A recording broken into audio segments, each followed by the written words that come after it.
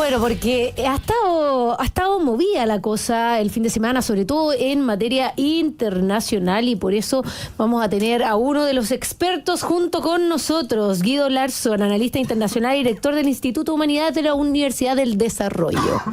Guido, ¿estás con nosotros? Estoy con ustedes, muchas gracias. Ahí te escuchamos, muy bien. Guido, un poco pongamos en contexto. El fin de semana vimos el lanzamiento de una ofensiva, digamos, prácticamente sin precedente de misiles contra el territorio israelí por parte de Irán. Al menos desde acá se vio como algo sorpresivo. ¿Cómo lo ves tú y qué significa esto para adelante? Bueno, lo veo como un evento que está situado en la reconfiguración estratégica que sufre la región después del 7 de octubre del año pasado. Lo veo también como un traspaso de una frontera psicológica por parte de los tomadores de decisión de Irán, que hasta el sábado habían inhibido cualquier tipo de respuesta frente a Israel y habían mantenido la relación bilateral en una suerte de situación de guerra fría que no es de hoy día, sino que puede rastrearse hace décadas atrás, y que desde el punto de vista de Irán constituye una represalia producto de el ataque que realiza Israel al consulado de Irán en Siria, en Damasco. Y creo yo que eso exige a los tomadores de decisión iraní un dilema, y el dilema era, por un lado, cabe responder, y frente a la respuesta positiva a esa interrogante, la segunda pregunta era cómo responder para, por un lado, evitar una guerra general, tratar de mantener el control de los acontecimientos y tratar de entregarle algún grado de excusa al sector más conservador de la sociedad iraní, de la élite iraní, que exigía una respuesta significativa frente a los ataques del 1 de abril. Irán decide realizar una acción como la que observamos, una acción anticipada, una acción que contó con ataques y con el envío de drones que demoraron horas en llegar a territorio israelí. Un ataque que muy posiblemente, aunque por cierto acá no hay evidencia dura, pero muy posiblemente contaba con la suposición de que iba a ser interceptado, y que entonces, una vez concluido el ataque, Irán declara de que para el país, la crisis ha terminado, dejando entonces ahora la responsabilidad a Israel para ver si hay una contrarrepresalia y para determinar además para toda la región si esto va a significar una espiral progresiva con uso cualitativo en incremento de la fuerza, o bien una salida a la crisis.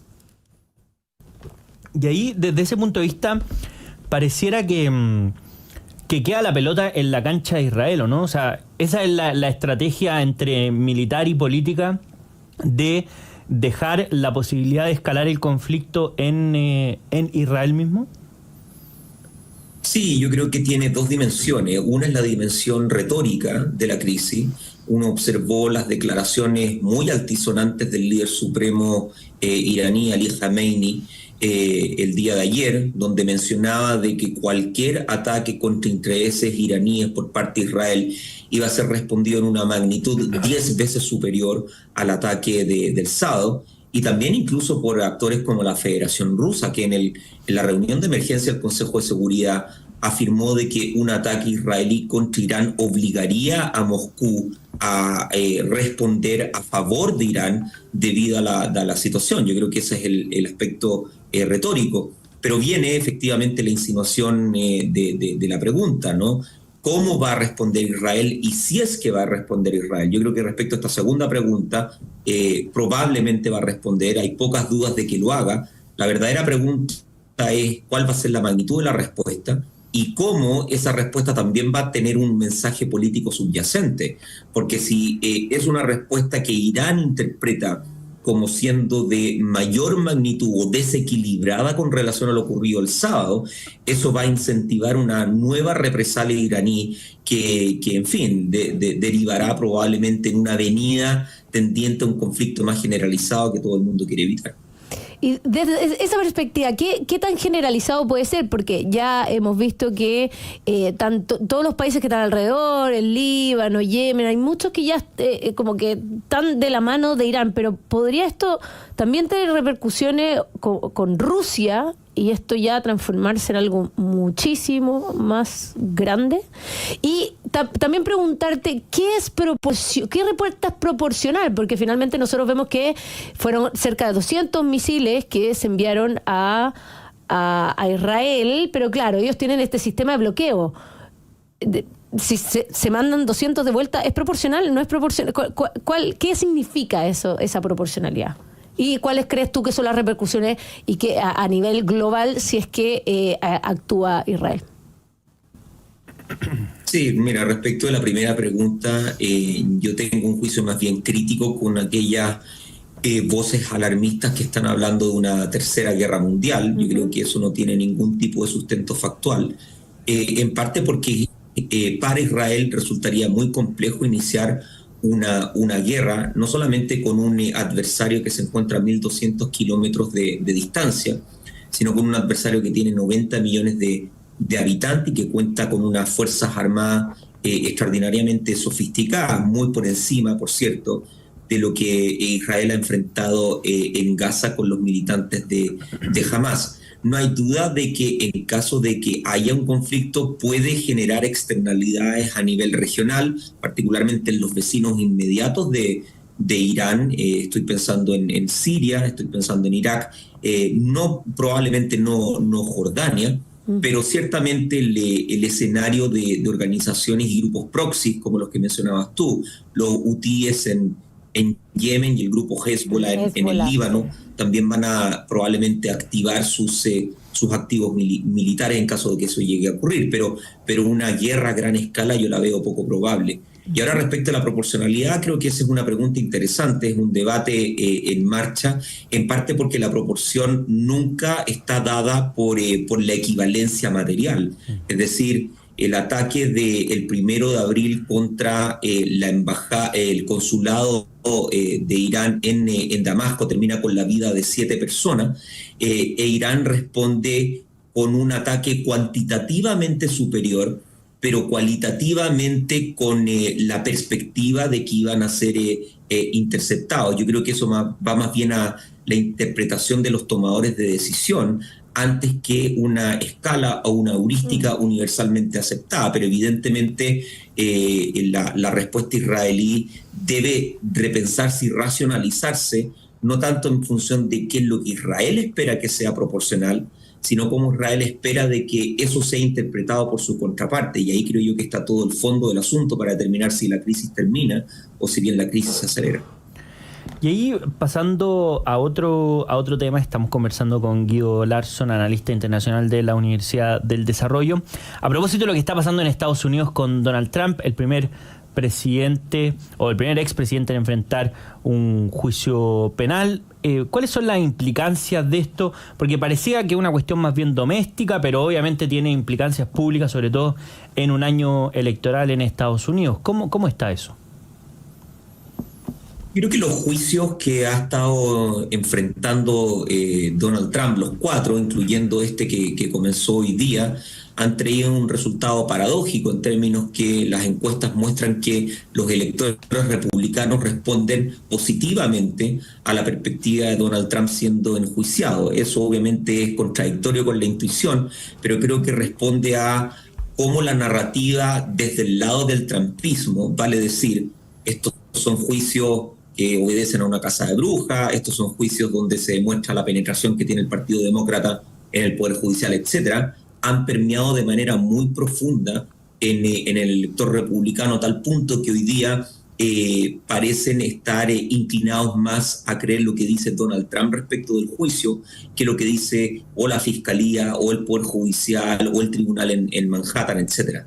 Entonces, desde el punto de vista puramente electoral, yo creo que esto favorece desde el lado republicano a Donald Trump, pero es distinta la pregunta cuando se enfrenta a una elección general y cuando se hace la pregunta en torno a electores más centristas y que particularmente están situados en los llamados swing states, los estados oscilantes, que ciertamente van a definir la la elección. Yo creo que es muy temprano hoy día para determinar si esto va a traer consecuencias de aquí a noviembre. De hecho, no se sabe si el juicio va a estar terminado o finalizado de aquí a noviembre, pero sea este el caso o no, creo yo que esta elección va a ser extremadamente competitiva, a tal nivel competitiva que probablemente va a ser aún más peleada de lo que fue la elección del 2020. Y desde esa perspectiva, ¿cómo a ver, se ve como bien polarizado el escenario entre los clásicos demócratas y los clásicos republicanos? Pero finalmente también los juicios de Trump deberían terminar en algún tipo de condena o absolución. ¿Cómo crees que el centro o el público oscilante dentro de estos estados que se determinan así va a irse moviendo más allá que por los juicios, sino que por cómo ha sido el gobierno actual y cómo la campaña de Trump va avanzando en contra de lo que ha sido el gobierno de Joe Biden? Sí, yo creo que es una pregunta difícil. Yo creo que hay varios elementos ahí que uno podría mencionar. Por un lado está el hecho de que los juicios de Donald Trump tienen, por cierto, un contenido legal por un lado. En el caso que estamos observando hoy día es la supuesto pago a una actriz pornográfica que se pasan por ser gastos de campaña, lo que es ilegal. Claro. Pero por cierto tiene un contenido político y personal en términos que sitúa a Donald Trump y a su personalidad como un sujeto que está en las antípodas, si esto llega a ser cierto, de algunos de los valores que él mismo ha esgrimido para atraer al sector más conservador dentro del Partido Republicano, vale decir, un sujeto, en fin, de familia, fiel, con un sentido del deber, etc.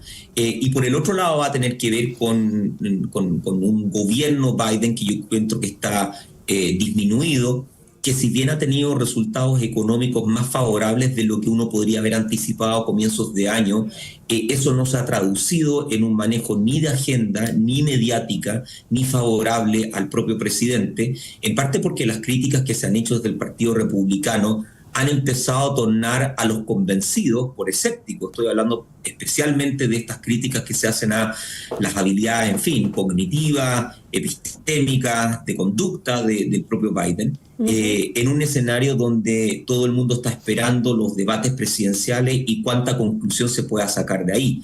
Yo creo que la afirmación inicial de la pregunta, esto es de que la sociedad estadounidense está altamente polarizada, es completamente cierta. Y eso quiere decir de que uno tiene sectores completamente comprometidos y leales a ambos candidatos que van a votar por ese candidato independientemente de lo que ocurra. Y la pregunta se traslada nuevamente al centro, donde la competencia es absolutamente feroz. Si uno va a las últimas encuestas de Morning Consult, por ejemplo, la distancia que se sacan mutuamente, y esto obviamente va a depender del momento en el cual uno está revisando la encuesta, yo estoy hablando de la encuesta del último jueves, del último miércoles, hasta donde la memoria me alcanza, no se saca más de 2 puntos porcentuales, que se encuentra dentro del margen de error de la encuesta, y por eso insisto de que el escenario de aquí a noviembre va a ser sumamente competitivo. O sea, definitivamente nuevamente va a haber en la papeleta una competencia Biden-Trump, eso ya está completamente asegurado, o podría pasar algo, no lo digo por las primarias, porque evidentemente ya no es posible por ese camino, pero por la vía judicial o porque Biden decida no ir a la reelección, cambiar ese escenario. Mira, yo creo que no hay consenso en torno a la posibilidad, por ejemplo, de que Trump sea juzgado y sea acusado, en términos al menos de sus efectos electorales. Si uno revisa al menos las opiniones legales dentro de Estados Unidos, hay quienes dicen, por ejemplo, de que un fallo de esa naturaleza no aplicaría al expresidente, y aún si aplicara, podría esto derivar, en fin, en la Corte Suprema y de ahí entonces a permitir su participación. No hay mucho precedente al respecto porque, por ejemplo, Nixon no alcanzó a ser juzgado, y si uno va al pasado, uno tiene que ir a presidencias de comienzos de siglo para encontrar candidatos que habían enfrentado juicio y que aún así igualmente pudieron participar. Para decirlo de manera simple, yo creo que Biden y Trump van a llegar a la papeleta, es una competencia que la mayoría de los estadounidenses no quiere volver a repetir. De hecho, si uno hace esa pregunta, ¿le gustaría volver a repetir esta competencia? Más de 2/3 de las personas responde que no, pero yo creo que esa va a ser al menos la decisión que va a tomar la Convención Nacional Demócrata y la Convención Nacional Republicana, que actúan ahora en julio y agosto respectivamente, y de ahí en más entonces una carrera brutal que va a contar con debates presidenciales para una elección que puede ser muy definitoria, no solamente de la realidad estadounidense, sino también de lo que está aconteciendo en el mundo, pensando principalmente en el conflicto ucraniano, donde Biden ha puesto mucho de su capital político, pero donde Donald Trump ha dicho de que va a repensar básicamente toda esa configuración estratégica si es que él llega a resultar ser electo. Bueno, hay bastante conexión entre lo que está pasando en el mundo y lo que irá pasando también en Estados Unidos. Bueno, nosotros ya estamos terminando nuestro primer bloque. Guido Larsson, analista internacional y director del Instituto Humanidades de la Universidad del Desarrollo. Guido, muchas gracias por estar con nosotros. Vamos a estar atentos ahí para conversar más sobre lo que haya pasando en la actualidad internacional. Muchísimas gracias. Gracias a ustedes por la invitación. Que tengan buen término de jornada. Igualmente. Igualmente. Gentileza. Y nos vamos a una pequeña pausa y ya volvemos en Llegó la Hora.